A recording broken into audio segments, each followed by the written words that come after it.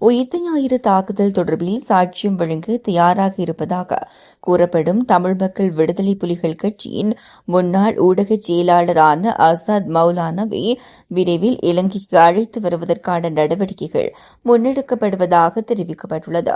குறித்த விடயத்தை பொதுமக்கள் பாதுகாப்பு அமைச்சர் ஆனந்த விஜயபால தென்னிலங்கை ஊடகம் ஒன்றுக்கு வழங்கிய செவ்வியில் குறிப்பிட்டுள்ளார்.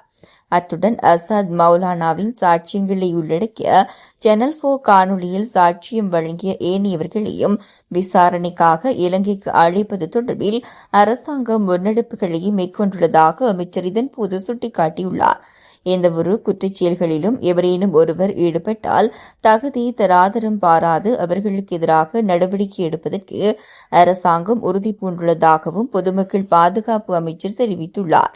இதேவேளை அசாத் மௌலானாவை விசாரணைகளுக்காக இலங்கைக்கு அழைத்து வரும் விடயத்தை அமைச்சர் விமல் ரத்நாயக்கவும் உறுதிப்படுத்தியுள்ளமை குறிப்பிடத்தக்கது.